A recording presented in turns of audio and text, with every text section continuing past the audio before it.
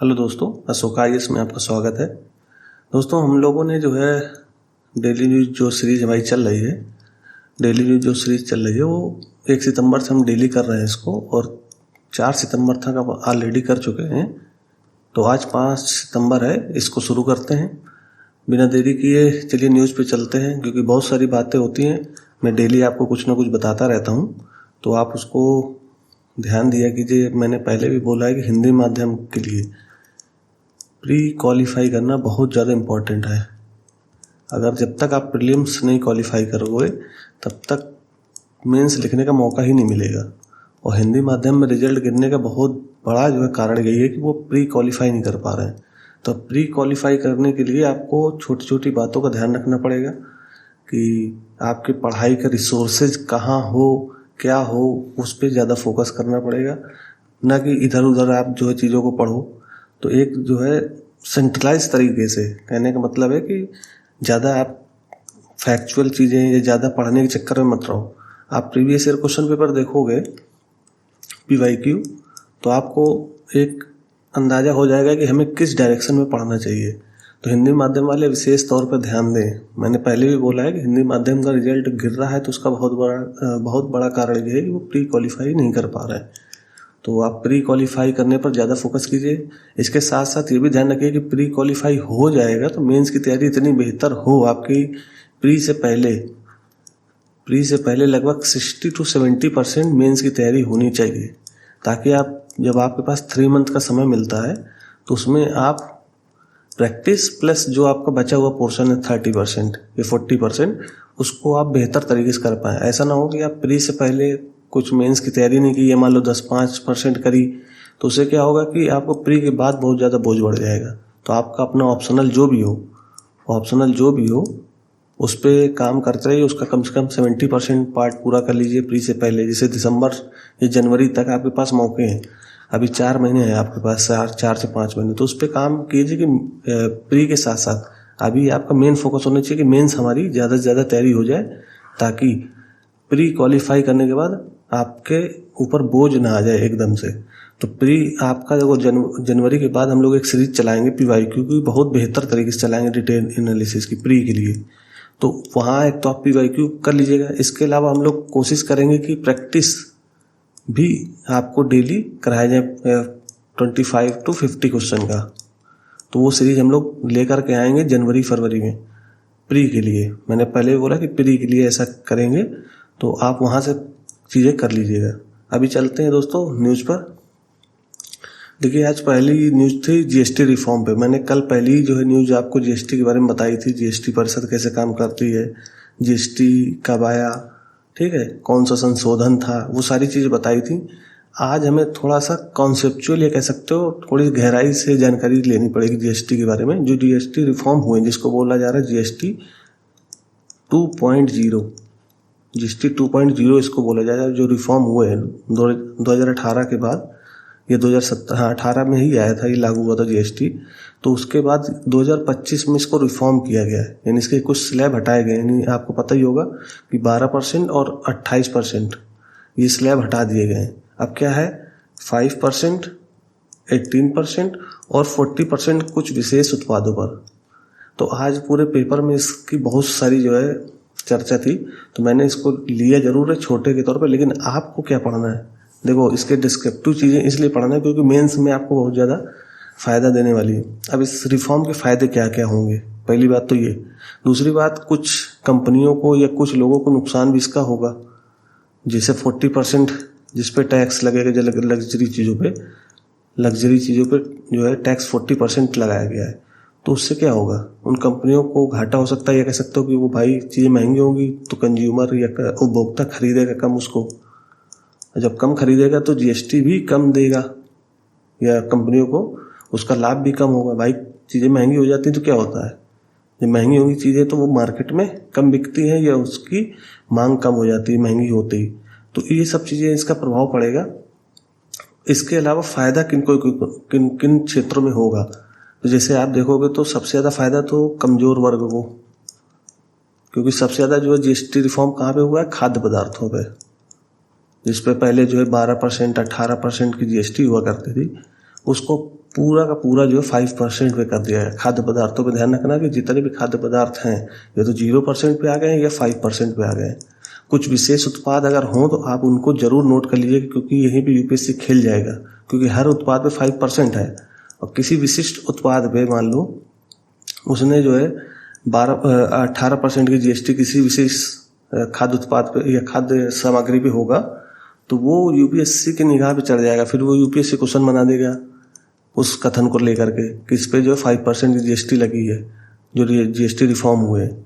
तो आप समझोगे कि खाद्य पदार्थ पे तो 5% है, 18% यूपीएससी लिख रहा है, तो आप हो सकता है कि उस कथन को गलत मान लो, जबकि वो कथन हो सकता है सही हो। तो ऐसे क्वेश्चन आप ध्यान रखो कि कौन से खाद्य पदार्थ है जिसपे 5% है। मैंने आपको पहले बताया कि 99% खाद्य पदार्थों पे 5% की जीएसटी लगी हुई है। अब जैसे एक जो है बहुत अच्छा उदाहरण देख सकते हो कि 40% जो जीएसटी लगी है वो हर उन उत्पादों पे लगी जो लग्जरी है। इसके अलावा सिगरेट, तंबाकू, पान मसाला, ऐसी चीज़ों पे 40% जीएसटी लगाई गई है। लेकिन एक इसी के साथ ध्यान रखना कि बीड़ी, जो हमारे जनजाति लोग या कह सकते हो कि जंगल में रहने वाले लोग, वो लोग बीड़ी का उत्पादन, ये जो है हाथों से बनाई जाने वाली चीज़ें हैं, तो इस पे ज़्यादातर आपने सुना होगा तेंदूपत्ता छत्तीसगढ़ वाले क्षेत्र में बहुत होता है, तेंदू का पेड़, उसके पत्ते से बीड़ी बनती है। तो इस पे 18% जीएसटी रखी गई है, 40% नहीं रखी गई। तो ये ध्यान रखना कि एक जैसा भी बीड़ी है। अब यूपीएससी कथन रख देगा कि सिगरेट, तम्बाकू, पान मसाला और बीड़ी पे 40% जीएसटी लगाएगी। अब उसमें बीड़ी भी दिया हुआ है, बीड़ी पे कितना लगा, 18%। ये किस लिए किया गया है, ताकि हम अपने कमज़ोर वर्गों को या ट्राइबल लोगों को एक अच्छी सुविधा दे पाएँ, ताकि उनका उत्पाद आसानी से बिक सके। हम यहाँ पे बीड़ी का जो है बढ़ावा नहीं दे रहे हैं, लेकिन हम उन कमज़ोर वर्गों को भी चाहते हैं कि वो समाज की मुख्य धारा में आ जाए। तो ये सब चीज़ें ध्यान रखो कि कौन कौन सी जीएसटी कहाँ कहाँ पे रिफॉर्म हुआ है। आज पूरा पेपर उसी पे था, और मैं फैक्चुअल जानकारी के कारण ज़्यादा चीज़ें नहीं लेके आया। मैंने कुछ उदाहरण आपको यहाँ बता दिए हैं, उनको आप ज़रूर देखिएगा। इसके अलावा फ़ायदे किन किन क्षेत्रों में होंगे, जैसे किसानों को फ़ायदा हो सकता है, कमज़ोर वर्गों को फ़ायदा होगा, जो उपभोक्ता वर्ग है वो उनका जो जीएसटी में बहुत सारा पैसा चला जाता है, तो वो कुछ ना कुछ बचेगा तो वो अन्य क्षेत्रों में खर्च करेंगे। तो इससे क्या होगा, जो हमारा आर्थिक चक्र है वो फिर से बेहतर तरीके से, अभी तक भी बेहतर था लेकिन और बेहतर तरीके से चलेगा। आर्थिक स्थिति सुधरेगी, घर की जो है जो हमारा उपभोक्ता वर्ग है उसकी स्थिति, जो जीएसटी में बहुत सारा पैसा चला जाता था अन्य क्षेत्रों में, वो थोड़ा बहुत बच सकेगा। तो हम अन्य जगहों पर खर्च करेंगे, तो इससे विकास गतिविधियाँ या आर्थिक गतिविधियाँ फिर से चलेंगी। तो जीएसटी रिफॉर्म के क्या फ़ायदे हो सकते हैं और क्या नुकसान हो सकते हैं, ये सब चीज़ें आपको पढ़ना है मेंस के दृष्टिकोण से। और प्री के दृष्टिकोण से मैंने आपको बताया कि कुछ खाद्य पदार्थ हैं जिन पे 5% से ज़्यादा जीएसटी लगाई गई है। ठीक है, तो ये चीज़ आप याद रखना कि जीएसटी रिफॉर्म क्यों किया गया है, फ़ायदे क्या क्या है, नुकसान क्या क्या है, और इससे आर्थिक स्थिति या भारत सरकार को क्या लाभ होगा। अब जैसे एक मैंने कल आपको बताई थी कि राज्यों का राजस्व घटने के चांस है, राज्यों का राजस्व घटने की चिंता है कि हो सकता है कि 5% के कारण या 18% के कारण जो राज्यों को जीएसटी मिलती थी पहले, वो कम हो सकती है। तो एक चिंता ये रहेगी। तो नुकसान फायदे दोनों आपको पढ़ने, रिफॉर्म, जीएसटी रिफॉर्म जरूर पढ़िएगा जा करके। मैंने जितनी चीज़ें बताई हैं वो मेंस के दृष्टिकोण से बताई, इसके अलावा यूपीएससी प्रीलिम्स के दृष्टिकोण से चीज़ों को समझा दिया आपको। अब अगली न्यूज़ पे दोस्तों चलते हैं कि हिमालयी वनों में, ये न्यूज़ 2 थी कि हिमालयी वनों में पेड़ों की कटाई पर सुप्रीम कोर्ट ने चिंता व्यक्त की है। अभी आप देख रहे होंगे कि जो बाढ़ आई है किन किन क्षेत्रों में आई है, आपको मैंने कल भी बताया था कि जम्मू कश्मीर वाले एरिया पे, पंजाब में, यहाँ मतलब भयंकर जो है बाढ़ का कहर देखा गया है। तो क्या हो रहा है कि बाढ़ के साथ बहुत सारे हिमालयी पेड़ की लकड़ियाँ वो बह करके पानी के साथ आ रही हैं। तो पंजाब वाले क्षेत्र में देखी गई, तो मीडिया में इसका दृश्य बहुत ज़्यादा दिखाया गया, मीडिया में बहुत ज़्यादा चर्चा में था कि लकड़ियाँ कहाँ से आ रही हैं। तो उस पर सुप्रीम कोर्ट ने स्वतः संज्ञान लिया है और एक तरीके से अपनी चिंता व्यक्त की है। उन्होंने क्या कहा कि बाढ़ के पानी में तैरती लकड़ी बहुतायत में देखी गई, मीडिया में भी खूब उसकी जो चर्चा रही। तो सुप्रीम कोर्ट के मुख्य न्यायाधीश ने अपनी एक बात रखी कि विकास जरूरी है, और ये पेड़ काटे क्यों गए थे, क्योंकि हमने पर्वतीय इलाकों में विकास करना है। आपको पता होगा कि बॉर्डर रोड, हमारा एक बॉर्डर रोड करके एक जो है रक्षा मंत्रालय का विभाग है, जो इस क्षेत्र में, हिमालयी क्षेत्र में या सीमाई क्षेत्र में अपना क्या करता है, विकास कार्य करता है। तो वहाँ पे फिर वन भी काटे जाते हैं बहुत सारे, और भी अन्य कारणों से भी वन काटे जाते हैं। तो वो विकास तो जरूरी है, लेकिन पर्यावरण और जीवन की कीमत पर नहीं। मतलब पर्यावरण को नुकसान पहुंचा करके आपको विकास करना है, या किसी के जीवन, भाई जंगल कटेगा तो वहाँ के जानवर, वहाँ के पक्षी, वहाँ के छोटे छोटे जीव वो भी प्रभावित होंगे। तो इसके संदर्भ में सुप्रीम कोर्ट के मुख्य न्यायाधीश ने अपनी चिंता व्यक्त की है। अब ये उदाहरण लिख सकते हो, ठीक है, मेंस में या ऐसे जब लिखते हो, ऐसे कोई आ गया तो उस पर ये उदाहरण अच्छे से लिखे जा सकते हैं कि बाढ़ प्रभावित क्षेत्रों में बाढ़ तो आई है, साथ में ये जो हिमालयी पेड़ इतने सारे कट करके बह करके आए हैं, तो उससे बहुत सारी चिंता व्यक्त हुई है। ठीक है, तो ये आप एक उदाहरण याद कर लेना। ये देखिए मेंस के पर्सपेक्टिव से मैंने चीज़ें लगा दी थी, बाकी ये न्यूज़ इतनी बहुत ज़्यादा खास नहीं थी, लेकिन आप जब पर्यावरण से संबंधित कोई भी लेख पढ़ो तो इन दृष्टिकोणों को ध्यान रखो कि कौन क्या बोल रहा है, क्योंकि CGI बोल रहे हैं। ठीक है, तो इसका महत्व बढ़ जाता है, तो उदाहरण के तौर पर यूज होगा। अगली न्यूज पे चलते दोस्तों। PM के मणिपुर यात्रा से पहले गृह मंत्रालय ने कुकी जो समुदाय के साथ एक समझौते पर हस्ताक्षर किए हैं। आपको मैंने कल एक न्यूज बताई थी कि मणिपुर यात्रा पर हमारे प्रधानमंत्री जाएंगे 13 सितंबर को। मैंने शायद वहाँ पे 15 बताया था, तो आज डेट भी आई थी, 13 सितंबर को जाएंगे। तो उससे पहले मैंने आपको ये भी बताया था कि नेशनल हाईवे 2 और नेशनल हाईवे 37 ये दोनों चर्चा में थे। ये मैंने कल की न्यूज़ में आपको बताया भी था। लेकिन इसके अलावा एक समझौता ज्ञापन भी हुआ है, किसके साथ? कुकी जो विद्रोही समुदाय है, कुकी जो विद्रोही समुदाय जो पिछले 2 साल से काफ़ी ज़्यादा एक्टिव है, तो इनके साथ गृह मंत्रालय ने एक समझौता ज्ञापन किया, शांति समझौता, कि प्रधानमंत्री आ रहे हैं तो इस तरह की कोई भी घटना न करना जिससे उनकी सुरक्षा को दिक्कत हो। दूसरा ये कि ये जो पार्ट है, ये जो न्यूज, ये आंतरिक सुरक्षा जो आप पढ़ते हो ना, इंटरनल सिक्योरिटी, तो उसमें ये उदाहरण लिखने में काम आ जाएंगे आपके, और इसको इंटरनल सिक्योरिटी से जोड़ के ही पढ़ना चाहिए। GS पेपर 3 है, GS पेपर 3, उस पर जो इंटरनल सिक्योरिटी सिलेबस है उसमें पढ़ो जाकर के क्या क्या है, और प्रीवियस ईयर क्वेश्चन जरूर देखा करो, PYQ, कि आंतरिक सुरक्षा से किस तरह के क्वेश्चन आ रहे हैं। तो ये जो न्यूज़ जो है आंतरिक सुरक्षा से जुड़ जाएगी कि समुदाय के साथ हमने समझौता ज्ञापन किए हैं। ठीक, अब देखो ये जब आप पढ़ रहे हो मणिपुर वाला कि प्रधानमंत्री वहाँ जाएंगे, तो आपको सबसे पहले ये भी देखना चाहिए कि मैपिंग अपनी तैयार रखो। अब अगर UPSC पूछ ले कि असम या कह सकता है कि नागालैंड किन किन राज्यों से अपनी सीमा साझा करता है, या किन किन देशों से और किन किन राज्यों से, दोनों मिला कर पूछ ले, तो आपको बॉर्डर पता होना चाहिए कि कौन से राज्य किससे बॉर्डर शेयर करता है। जैसे आप असम देखोगे तो असम पूरे, यहाँ देखोगे तो ये पश्चिम बंगाल, इधर असम जो है पूरे पूर्वोत्तर राज्यों से अपनी बॉर्डर शेयर करता है। आप देखोगे यहाँ से अरुणाचल प्रदेश के साथ भी, नागालैंड के साथ भी, मणिपुर के साथ भी, मिजोरम, त्रिपुरा, मेघालय।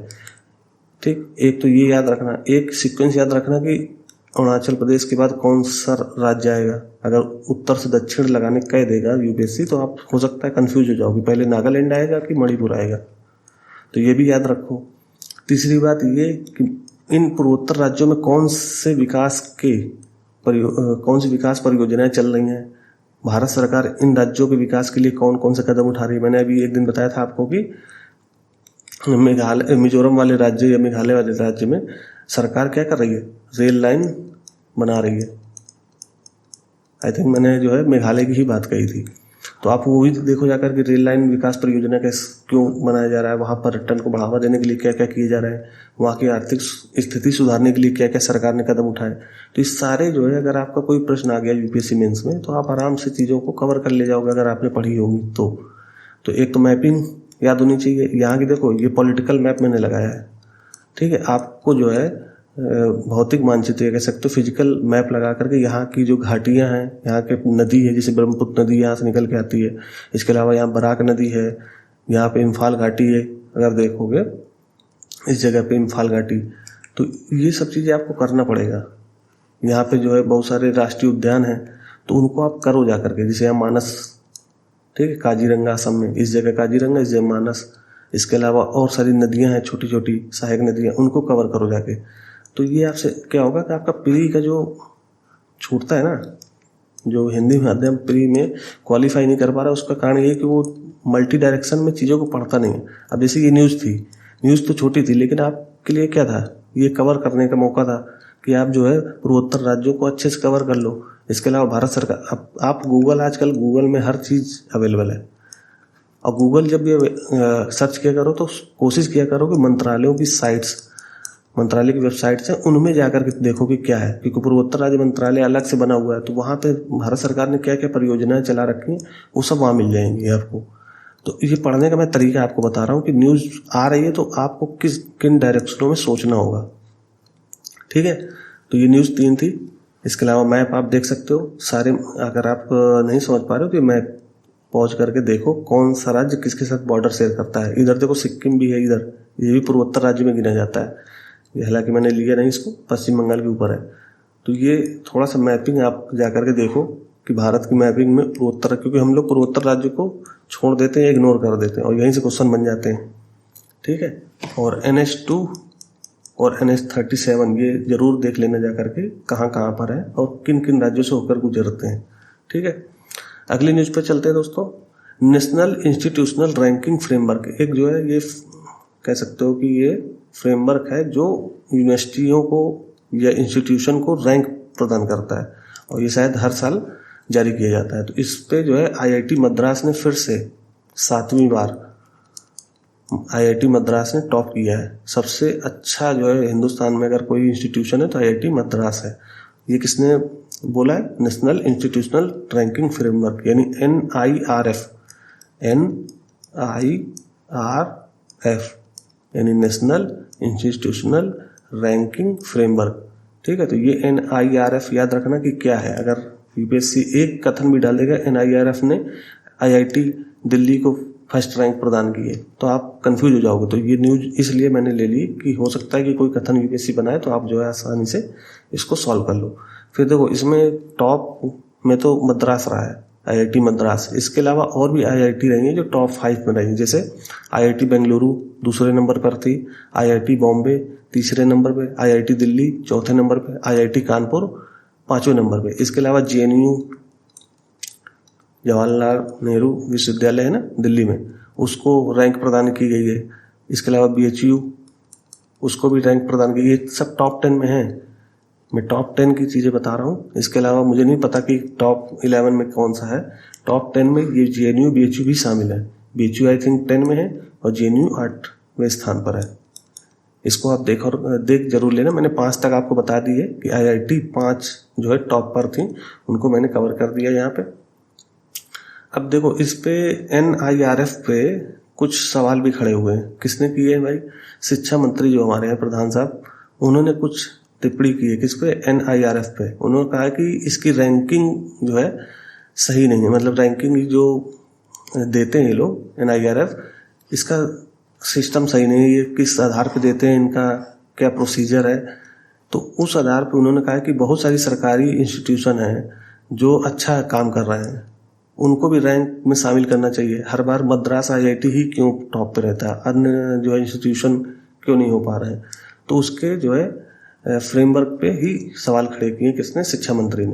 तो इसको भी आप एक बार देख लेना, क्योंकि शिक्षा मंत्री किसी पर टिप्पणी कर रहे हैं तो ये फिर चर्चा में आ जाता है।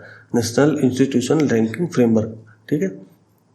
ये स्वतंत्र तरह का एक संगठन है, ये कह सकते हो कि इंस्टीट्यूशन जो हमारे शैक्षणिक संस्थानों को रैंकिंग देता है, हायर एजुकेशन के शैक्षणिक संस्थानों को रैंकिंग देता है, ठीक है। तो ये न्यूज़ थी।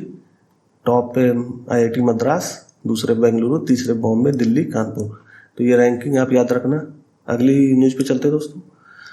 अगली न्यूज़ दोस्तों है जम्मू कश्मीर में झेलम नदी का तटबंध टूटने से कई जिलों में बाढ़ जैसी स्थिति हो गई।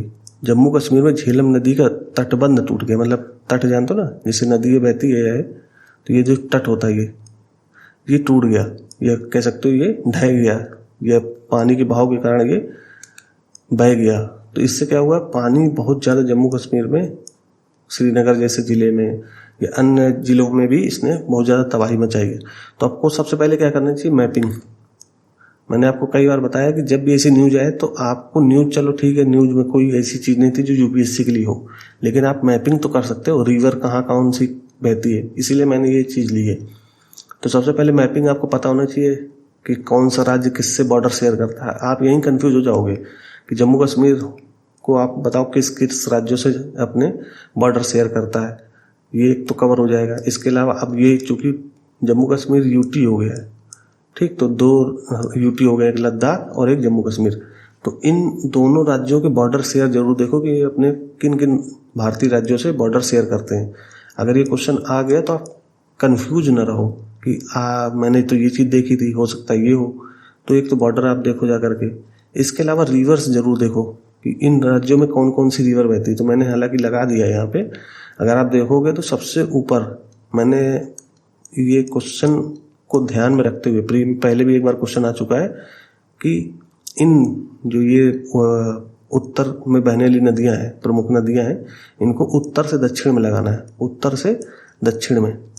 ये क्वेश्चन आया है 2020 आई थिंक 21 में आया था। तो उसको आप एक बार नहीं 2 बार आए हैं, ऐसा नहीं केवल एक बार आया हो, 2 बार ये क्वेश्चन पूछा जा चुका है। तो इसको आपको याद रखना पड़ेगा कि ये ठीक है, बाढ़ आई कोई बात नहीं, झेलम नदी का तटबंध टूट गया, उससे कोई हमें न्यूज खास नहीं मिली, लेकिन हमें अपने मतलब की न्यूज कहाँ से निकालनी है, मैप से। तो सबसे पहले देखो इंडस रिवर या सिंधु नदी सबसे ऊपर, ठीक है, इसको मैं उत्तर से दक्षिण लगा रहा हूँ। फिर झेलम, ये जम्मू कश्मीर के आसपास से निकलती झेलम। फिर चेनाब, इसी चेनाब झेलम नदी का ऊपर देखोगे दूसरे नंबर की जो नदी थी उसका जो है तटबंध टूटा था, यही इसी के कारण यहाँ पे बाढ़ आई है। चेनाब नदी तीसरे नंबर की। फिर आप देखोगे ये रावी है, हिमाचल प्रदेश के आसपास से निकलती है। और फिर यहीं पे ब्यास नदी है। ब्यास किसकी सहायक नदी है, सतलज की, और बाद में सतलज की, सबसे लास्ट में सतलज नदी है। तो इन नदियों का सीक्वेंस याद रखना। दूसरी बात यह कि ब्यास और सतलज इन दोनों नदियों के कारण, और रावी 3 नदियां हैं, ये 3 नदियों ने पंजाब और हरियाणा जैसे राज्यों में बहुत ज़्यादा बाढ़ की स्थिति पैदा कर दी है। क्योंकि यहाँ पे क्या हुआ, बादल फटने की प्रक्रिया बहुत ज़्यादा हुई है, तो यहाँ पे पानी बहुत ज़्यादा नदियों में आ गया था। तो ओवरफ्लो के कारण भी बाढ़ आई है पंजाब और हरियाणा वाले क्षेत्र में। तो सतलज और सिंधु नदी, ये 2 ऐसी नदियां हैं जो इंडिया की ओरिजिन में नहीं है, यानी चाइना ओरिजिन से नहीं, यानी मानसरोवर के आसपास, मानसरोवर क्षेत्र से निकलती हैं ये, ठीक है, याद रखना इसको, ठीक। तो ये इंडस, झेलम, चेनाब, रावी, ब्यास, सतलज, इनका सीक्वेंस जरूर याद रखना कि कौन सी नदी किसके बाद कौन सी नदी आएगी, सीक्वेंस जरूर याद रखना। इसके अलावा कौन कौन सी नदियाँ जो इंडिया में ओरिजिन नहीं है उनका, एक जो आपकी सिंधु नदी हो जाएगी, दूसरी सतलज, ठीक। तो आगे चलते हैं दोस्तों, ये मैपिंग जरूर देख लीजिएगा इधर। अब ये मैंने मैप पूरा लगाया, तो आप पूरा ही एक बार देख लेना कि कौन सा राज्य कहाँ पे है। जो बिगिनर्स हैं, खासकर यूपीएससी की तैयारी करने जो शुरू कर रहे हैं, वो मैपिंग जरूर ध्यान दिया करो कि मैपिंग कहाँ पे कौन सा है, कौन सा राज्य कहाँ पे है, कौन सा राज्य किसके साथ बॉर्डर शेयर करता है। अभी अगर एमपी का आ जाए कि एमपी कितने राज्यों से बॉर्डर शेयर करता है, तो हो सकता है कि 90% जो यूपीएससी के एस्पायरेंट्स हैं, मैं दावे से कह सकता हूँ कि वो ये क्वेश्चन गलत कर देंगे कि मध्य प्रदेश कितने राज्यों से बॉर्डर शेयर करता है। 101% जो है 90% यूपीएससी के एस्पायरेंट्स इसको गलत कर देंगे। इसलिए मैं बार बार आगाह कर रहा हूँ कि यूपीएससी अगर क्वेश्चन बनाए भी तो आप आसानी से इसको हैंडल कर सको कि कौन सा राज्य किसके साथ बॉर्डर शेयर करता है, कौन सा राज्य कितनी क्षेत्रफल के साथ किस नंबर पे है। तो ये सब चीज़ें आपको पढ़नी चाहिए। आगे चलते हैं दोस्तों। सिंगापुर ने, अभी ये जान रहे होंगे कि सिंगापुर के प्रधानमंत्री भारत आए हैं। अब उसका नाम याद रखने की कोई जरूरत नहीं, क्योंकि आप एसएससी बैंक की तैयारी नहीं कर रहे हो। सबसे पहले ध्यान रखना, एसएससी बैंक वाले उसका नाम याद रखते हैं कि कौन था सिंगापुर का प्रधानमंत्री। आप कर रहे हो यूपीएससी या सिविल सर्विसेज की तैयारी, तो आपको क्या पढ़ना चाहिए कि सिंगापुर के प्रधानमंत्री यहाँ आए तो क्या क्या समझौते हुए, उसका भारत पे क्या प्रभाव पड़ेगा। तो आपको डिस्क्रिप्टिव ध्यान रखना पड़ेगा चीज़ों को। वहाँ पे कॉन्सेप्चुअल जानकारी होनी चाहिए। आपको फैक्चुअल जानकारी ठीक है, जहाँ होगी प्री के लिए मैं बताता चलूँगा, लेकिन आपको सिंगापुर के प्रधानमंत्री है तो उनका नाम जरूरी नहीं है। सबसे पहले कि हर किसी का नाम अगर याद रखोगे तो फिर आपकी कॉन्सेप्चुअल चीज़ें पीछे हो जाएंगी। तो सिंगापुर के प्रधानमंत्री भारत के दौरे पर है, तो यहाँ पर जो एक समझौता हुआ है कि सिंगापुर ने बोला कि भारत भी कहाँ पे, मलक्का जल डमरू, मलक्का स्ट्रेट है ना अंडमान सागर के पास। अगर आप अंडमान निकोबार यहाँ देखोगे, ये मैं कलर चेंज करके बताता हूँ आपको, इस जगह देखोगे आप ये, तो यहाँ पे क्या है, अंडमान निकोबार है अपना, ये यहीं पे अंडमान सी है ये, और यहीं पे अंडमान सी के साउथ पे या साउथ ईस्ट कह सकते हो, इस एरिया पे मलक्का स्टेट है ये। ठीक, तो इसकी लोकेशन आपको जरूर याद रखना कि मलक्का स्टेट है कहाँ पर और उसके आसपास देश कौन से हैं। तो अगर ये देश याद रखोगे, ये लंबा लंबा देख रहे होगे, ये इंडोनेशिया है और इधर मलेशिया है, और यहीं छोटा सा है सिंगापुर यहाँ पे। तो याद रखना सिंगापुर बहुत छोटा देश है लेकिन विकसित बहुत है, सिंगापुर विकसित बहुत है। लोग अपना जो है देखते हो कि भारत से छुट्टियां मनाने सिंगापुर, मलेशिया, थाईलैंड यहाँ पे पहुंच जाते हैं। ठीक है, तो अंडमान सी के जस्ट साउथ ईस्ट पे है मलक्का स्टेट, तो इसकी लोकेशन आपको याद रखनी चाहिए।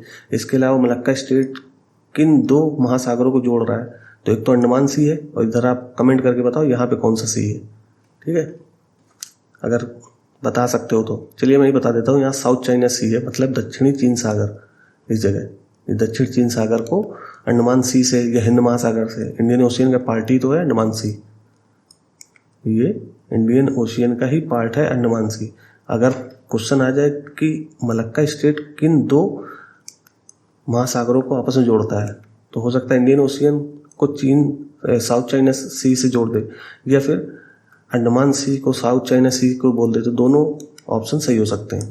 ठीक है, तो अभी हमारी न्यूज क्या है कि सिंगापुर ने मलक्का जल डमरू में यानी मलक्का स्टेट में गश्त के लिए भारत का समर्थन किया है।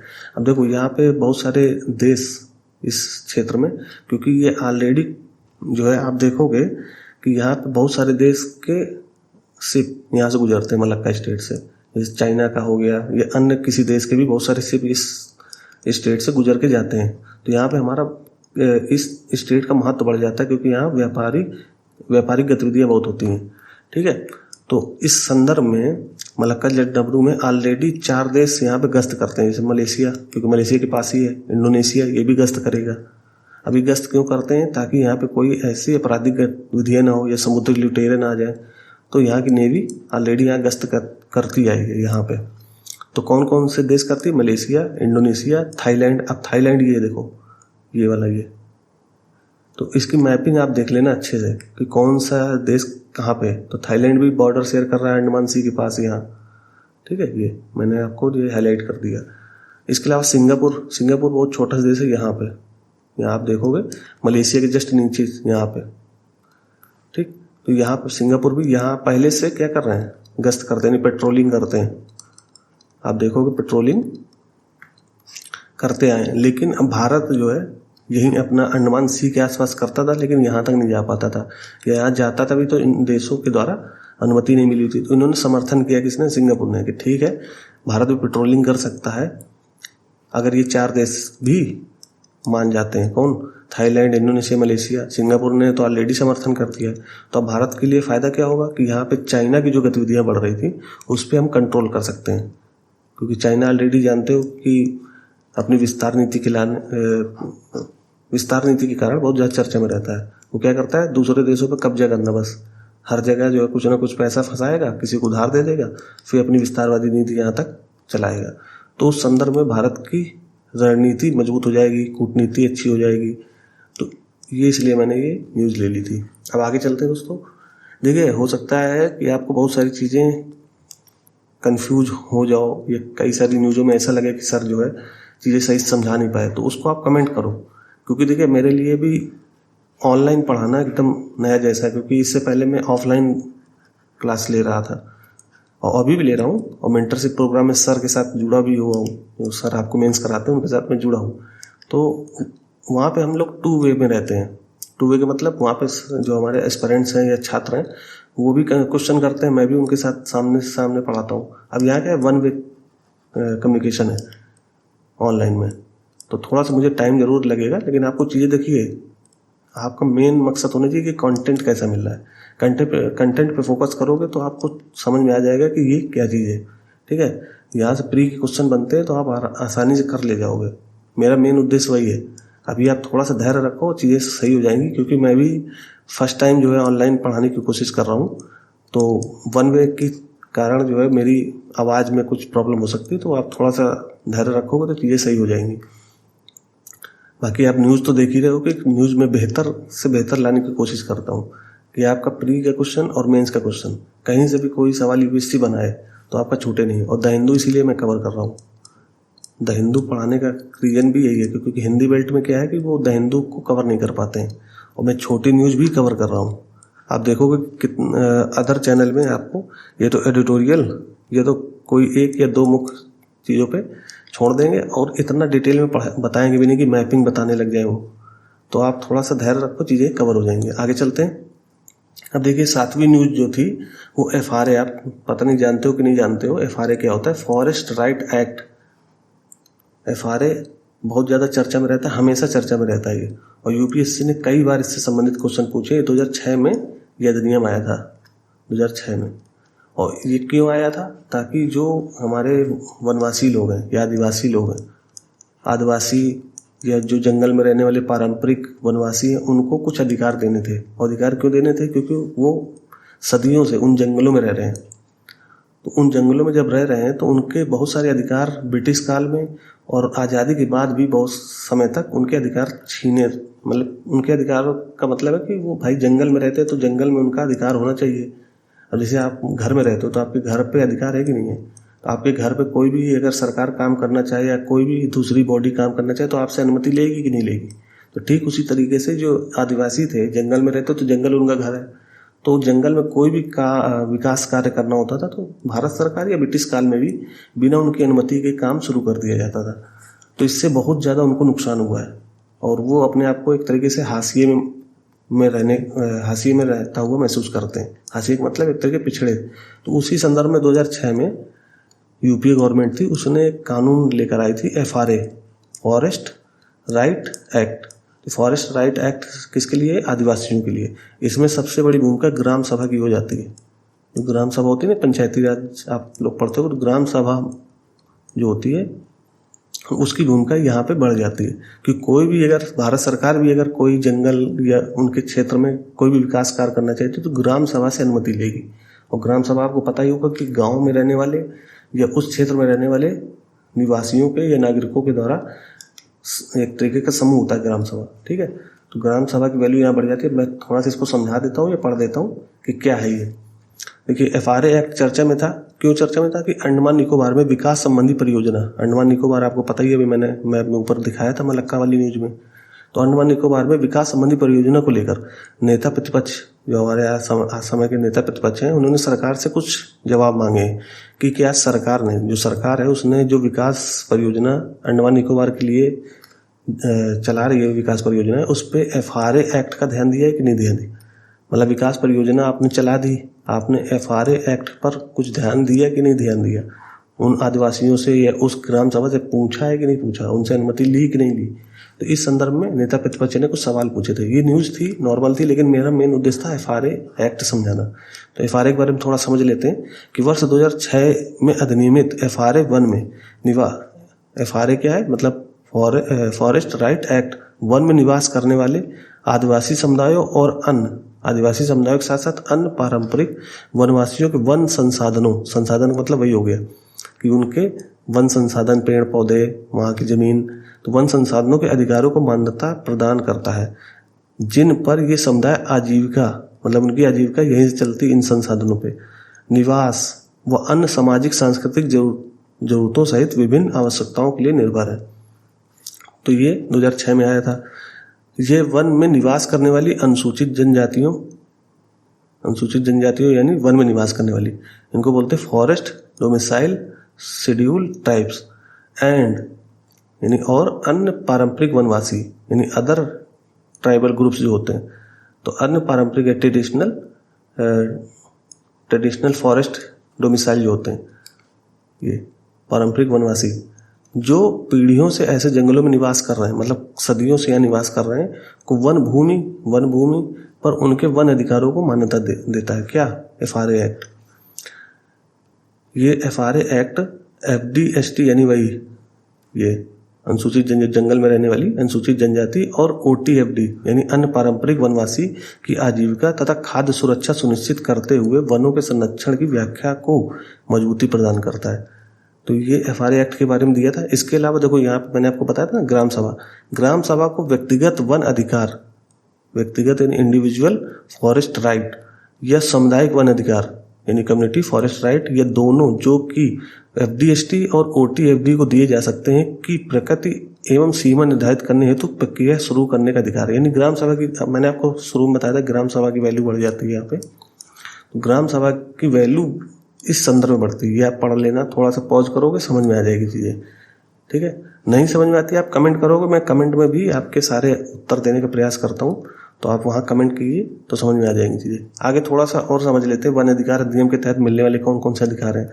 देखिए UPSC पूछ चुका है FRA के बारे में, तो इसलिए मैंने ये थोड़ा सा डिटेल में चीज़ें ले ली हैं। स्वामित्व अधिकार होता है, तो ये FDST यानी वही फॉरेस्ट यानी वन में रहने वाले शेड्यूल्ड ट्राइब्स और अदर पारंपरिक वनवासी को अधिकतम 4 हेक्टेयर, ये याद रखना, अधिकतम 4 हेक्टेयर भू क्षेत्र पर आदिवासियों या वनवासियों द्वारा खेती की जाने वाली भूमि पर स्वामित्व का अधिकार देता है। यानी 4 हेक्टेयर तक मैक्सिमम है, 4 हेक्टेयर तक कोई भी आदिवासी या कोई भी वनवासी, पारंपरिक वनवासी वहाँ पे अपना खेती कर सकता है।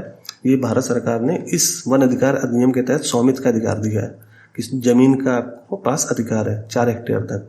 ये स्वामित्व केवल उस भूमि के लिए है, ध्यान रखना, ये स्वामित्व केवल उस भूमि के लिए है जिस पर वास्तव में संबंधित परिवार द्वारा खेती की जा रही है, यानी सदियों से उस पर खेती की जा रही है। ऐसा ना हो कि जो जंगल वाले यहाँ पे तो अब ये वनवासियों को ये अधिकार मिल गया तो इस क्षेत्र में भी अपना अधिकार दिखाने लगे।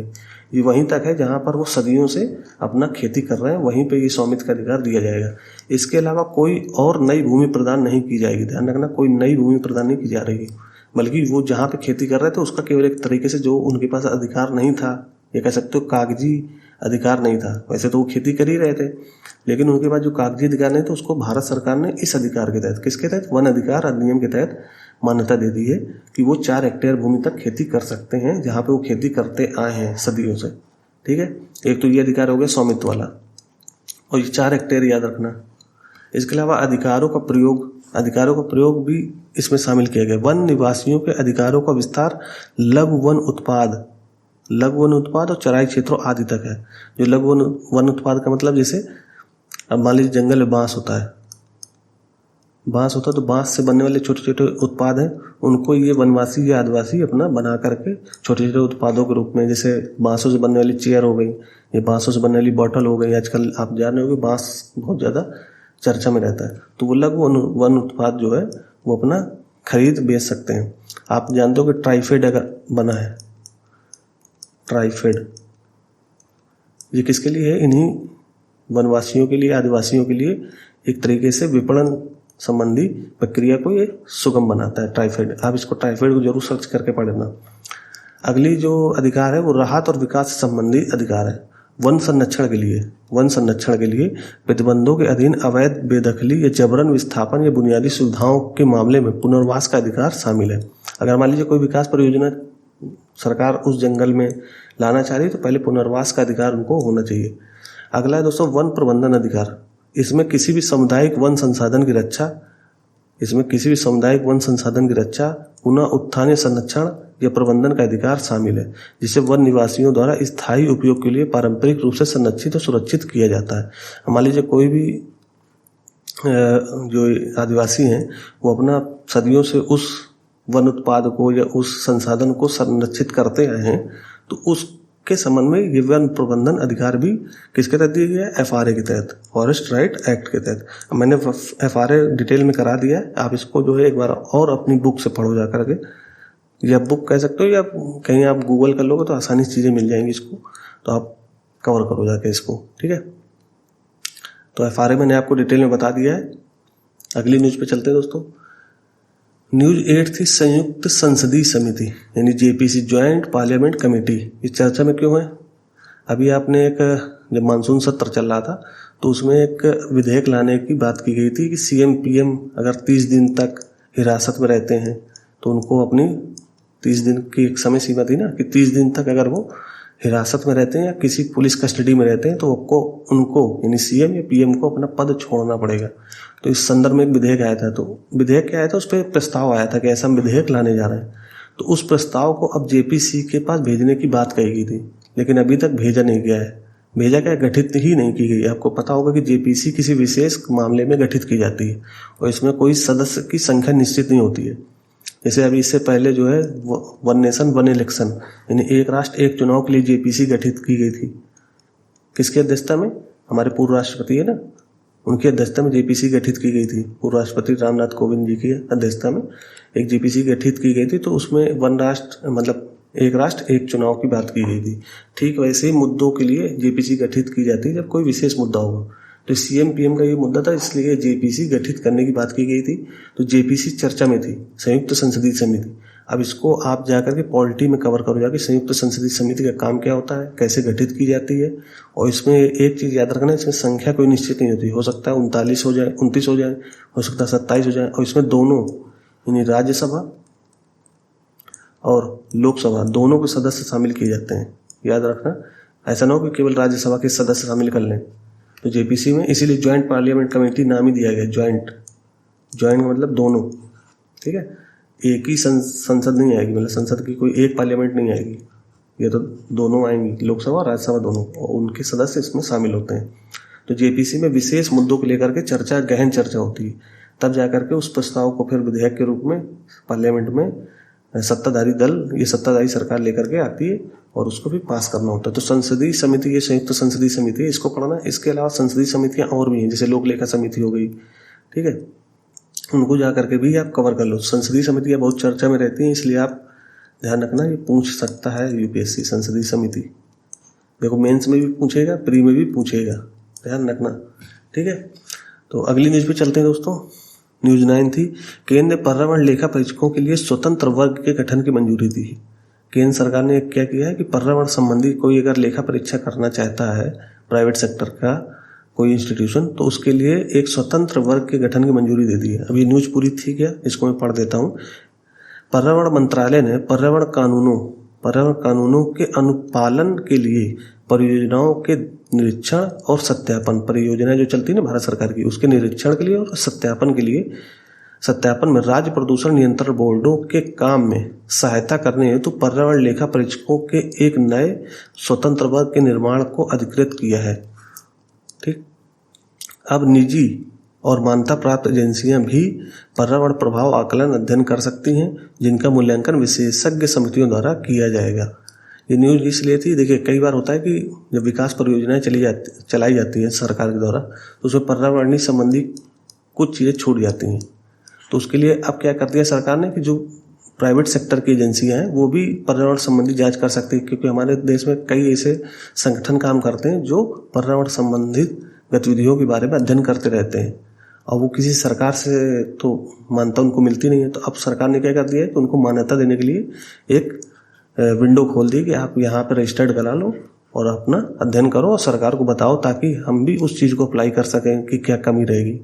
और ये जो दिया गया है, मतलब मान्यता प्राप्त करने की मान्यता देने के लिए जो प्रक्रिया शुरू की गई, कैसे दी गई, पर्यावरण लेखा परीक्षा नियम 2025, एक नियम आया था 2025 का, पर्यावरण लेखा परीक्षा नियम 2025 नामक नए नियमों के तहत निजी एजेंसियां स्वयं को लेखा परीक्षक के रूप में मान्यता प्राप्त करा सकती हैं। तो ये न्यूज़ थी, मैंने इसलिए इसको ले लिया। आप इसको उदाहरण के तौर पे लिख सकते हो मेंस में, कि हमारे यहाँ स्वतंत्र जो पर्यावरण संबंधी गतिविधियाँ का अध्ययन करते रहते हैं, बहुत सारे स्वतंत्र संगठन काम करते हैं। आपने सुना भी होगा बहुत सारी न्यूज़ में, जैसे चिपको आंदोलन उत्तराखंड में चला, इसके अलावा अन्य भी बहुत सारी चलती हैं। तो उसको उदाहरण के तौर पे लिख सकते हो आप कि अब सरकार ने क्या कर दिया, निजी क्षेत्र की एजेंसियां उनको भी पर्यावरण संबंधी आकलन करने की मान्यता दे दी है। ठीक है, अगली न्यूज़ पे चलते हैं दोस्तों। न्यूज़ 10 थी, अमेरिकी टैरिफ में गिरावट के बावजूद गुवाहाटी चाय नीलामी केंद्र। ये नीलामी केंद्र इसलिए चर्चा में आ गया क्योंकि ये पूरे विश्व का सबसे बड़ा नीलामी केंद्र हो गया। किसके मामले में, चाय। यहाँ से चाय का विपणन बहुत ज़्यादा है, चाय की जो है यहाँ से चाय अन्य देशों में भेजी जाती है। तो ये एक तरीके से ये क्या था, नीलामी केंद्र था। और ये चर्चा में इसलिए था कि इसने बहुत ज़्यादा उच्च वृद्धि दर्ज की है। तो गुवाहाटी टी ऑक्शन सेंटर ये विश्व का सबसे बड़ा ऑक्शन सेंटर बन गया चाय के क्षेत्र में। और ये किस लिए जाना जाता है? दानेदार चाय के लिए विश्व प्रख्यात नीलामी केंद्र है। कौन? जीटैग, यानी गुवाहाटी टी ऑक्शन सेंटर विश्व प्रख्यात भी है। किसके लिए? दानेदार चाय के लिए। अब आपको ये न्यूज़ तो थी, चलो ये छोटी सी न्यूज़ थी, लेकिन आपको पढ़ना इसमें क्या था? मैंने कल आपको कॉफ़ी के बारे में बताया था, कॉफ़ी बोर्ड पढ़ना, कॉफ़ी कहाँ कहाँ उत्पादित होती है ये भी पढ़ना जा करके। अभी चाय उत्पादक राज्य आपको पढ़ने हैं कि कौन कौन से हैं जो चाय उत्पादक राज्य हैं। तो मुख्य रूप से देखो, असम है जो सबसे ज़्यादा चाय उत्पादन करता है भारत में, फिर इसके बाद वेस्ट बंगाल यानी पश्चिम बंगाल है, फिर तमिलनाडु, फिर केरला। तो ये जो उत्पादन की दृष्टि से मैंने नंबरिंग की है, असम, पश्चिम बंगाल, तमिलनाडु और केरल, ये 4 राज्य सबसे ज़्यादा चाय उत्पादन करते हैं। लेकिन यूपीएससी अगर पूछ ले केवल यही उत्पादन करते हैं, कोई और नहीं करता, तो आपका आंसर गलत हो जाएगा। अन्य राज्य भी हैं जो चाय उत्पादन करते हैं, जैसे हिमाचल प्रदेश, त्रिपुरा, कर्नाटक ध्यान रखना कॉफ़ी तो करता है, साथ में चाय का भी उत्पादन करता है, सिक्किम, उत्तराखंड, मेघालय, मणिपुर, नागालैंड, अरुणाचल प्रदेश। तो ये राज्य भी याद रखना जो चाय का उत्पादन करते हैं। आप देखो यहाँ पे कि मिजोरम जैसा राज्य नहीं है, मिजोरम नहीं है, मेघालय, यहाँ मेघालय है, तो एक राज्य नहीं है मिजोरम वाला। ठीक है, तो चाय उत्पादन का आप एक बार देख लेना, पूर्वोत्तर राज्य में कौन कौन से राज्य हैं, कौन कौन से नहीं। पूर्वोत्तर में आई थिंक सभी हैं, केवल मिजोरम को छोड़ दिया जाए तो सभी। अरुणाचल प्रदेश भी है, नागालैंड भी है, मणिपुर भी है, मिजोरम नहीं है, त्रिपुरा भी है ऑलरेडी। तो मिजोरम छोड़ करके पूर्वोत्तर के सभी राज्य, मिजोरम हटा दो तो यहाँ चाय का उत्पादन नहीं हो रहा है। ठीक, तो मिजोरम हटा करके सारे राज्य आप पूर्वोत्तर के जो 8 हैं उनमें से एक हटा दोगे तो 7 ही हो जाएंगे। इसके अलावा पश्चिम बंगाल, तमिलनाडु, केरल, हिमाचल प्रदेश, कर्नाटक, उत्तराखंड, ठीक है, इनको भी नाम याद रखना आप कि कहाँ कहाँ चाय का उत्पादन होता है। ठीक है, ये राज्य इसीलिए दिया है कि यूपीएससी पूछेगा तो आप कंफ्यूज ना हो जाओ। सबसे ज़्यादा चाय उत्पादन तो असम में होता है, फिर पश्चिम बंगाल में, लेकिन अन्य राज्य भी उत्पादन करते हैं। आपको पता होगा कांगड़ा घाटी जो हिमाचल प्रदेश में है, उस वहाँ पे चाय का जो उत्पादन होता है या चाय की जो खेती होती है वो अपने विशिष्ट स्वाद के लिए प्रसिद्ध है। कांगड़ा घाटी की चाय आपने पता नहीं सुनी कि नहीं सुनी, कांगड़ा घाटी की चाय बहुत ज़्यादा विश्व प्रख्यात भी है। ठीक है, अगली न्यूज़ पे चलते हैं दोस्तों।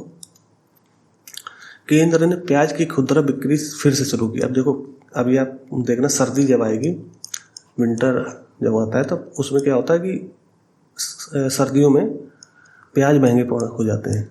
यहाँ तक कि 200 रुपये किलो तक भी प्याज बिका है। आप देख रहे हो कि 2019 में 150, 200, 180 इतना महंगा प्याज हो जाता है। तो उस संदर्भ में केंद्र ने क्या किया, प्याज की खुदरा बिक्री शुरू की है। तो उसके लिए केंद्र सरकार का केंद्रीय खाद्य और उपभोक्ता मंत्रालय और साथ में राष्ट्रीय सहकारी उपभोक्ता संघ और राष्ट्रीय कृषि सहकारी विपणन संघ लिमिटेड यानी नेफेड, जैसे ट्राइफेड था ना, मैंने आपको ऊपर बताया ट्राइफेड, वैसे ही एक नेफेड है जो विपणन का काम करता है, और राष्ट्रीय सहकारी उपभोक्ता संघ ये भी जो है विपणन से संबंधित संघ है। अब इसको आप सर्च करके पढ़ो कैसे काम करते हैं और क्या क्या है इसमें।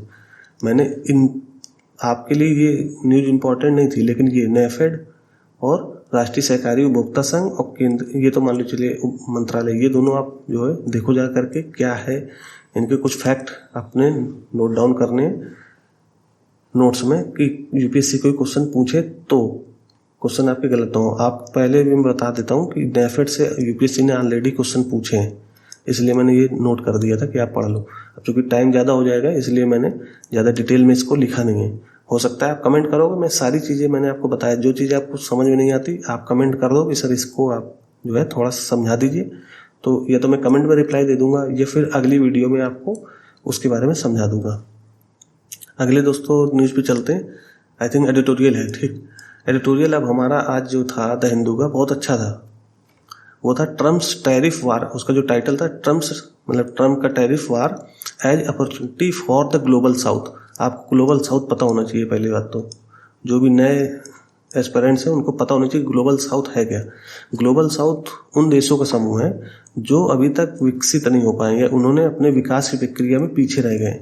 आप देखते हो जो अमेरिका, आप पूरा विश्व को देखोगे तो नॉर्थ साइड यानी नॉर्थ साइड जितने देश हैं, वो चाहे अमेरिका हो यानी यूएसए हो या फिर कनाडा हो या फिर यूरोप की कंट्रियाँ हों जितनी हैं, यूरोप की कंट्री जितनी हैं, उन्होंने क्या किया है, विकास की प्रक्रिया में अपने आप को बहुत आगे कर लिया है। तो ये सारे के सारे देश विकसित हैं, मैक्सिमम देश विकसित हैं जो नॉर्थ में हैं। ये नॉर्थ, अगर आप ग्लोब देखोगे पृथ्वी को, इस साइड ऐसे पृथ्वी मान लो, ये भूमध्य रेखा है, तो भूमध्य रेखा के इस साइड जितने देश हैं उत्तर में, उन्होंने अपनी विकास प्रक्रिया बहुत तेज़ी से की है। और भूमध्य रेखा के इस साइड मैक्सिमम कंट्रियों ने, अगर ऑस्ट्रेलिया को छोड़ दें यहाँ पे, तो उन्होंने क्या किया है, विकास प्रक्रिया में पीछे रह गए हैं। तो जो ये ग्लोबल मतलब पृथ्वी के साउथ में जितने देश हैं, इनको जो पूरा समूह है, इनको ग्लोबल साउथ से पुकारा जाता है कि ये ऐसे देश हैं जो विकास प्रक्रिया में पीछे रह गए हैं या विकसित नहीं हो पाए हैं या विकासशील प्रक्रिया में है। तो ग्लोबल साउथ पता होना चाहिए क्या है। दूसरी बात कि ट्रम्प का टैरिफ युद्ध वैश्विक दक्षिण के लिए अवसर है। अब जो ट्रम्प ने टैरिफ की बमबारी कर रखी ना देशों पे, ब्राज़ील पे, भारत पे, इसके अलावा अन्य देशों पे, तो इससे क्या हो रहा है कि बहुत सारे वैश्विक दक्षिण के देश, वैश्विक दक्षिण जो विकासशील प्रक्रिया में है, उनको नुकसान हो रहा है। तो भारत के पास एक अवसर भी है, क्या कह सकते हो, वैश्विक दक्षिण के पास एक अवसर है कि आपस में सब लोग मिल करके आपसी गठजोड़ कर लें और अपना आर्थिक गतिविधियां चलाएं और ट्रम्प को, ये कह सकते हो अमेरिका को, एक जवाब के तौर पे दे सकते हैं मिल करके। तो यहाँ पे जो है बहुत सारी प्रक्रिया अभी संभावनाएं मौजूद हैं। कहाँ पे? वैश्विक दक्षिण में, क्योंकि यहाँ देखो आबादी भी बहुत ज़्यादा है। वैश्विक दक्षिण के देशों में देखोगे, इसमें चाइना भी शामिल हो जाता है, भारत भी शामिल हो जाता है, ब्राज़ील भी शामिल हो जाता है, इसके अलावा अफ्रीकी जितने कंट्री हैं वो शामिल हो जाती हैं। तो यहाँ पे हमारे पास बाजार है, जहाँ पे भाई संख्या ज़्यादा होगी, जनसंख्या ज़्यादा होगी, वो बाजार का काम करेगी कि नहीं करेगी।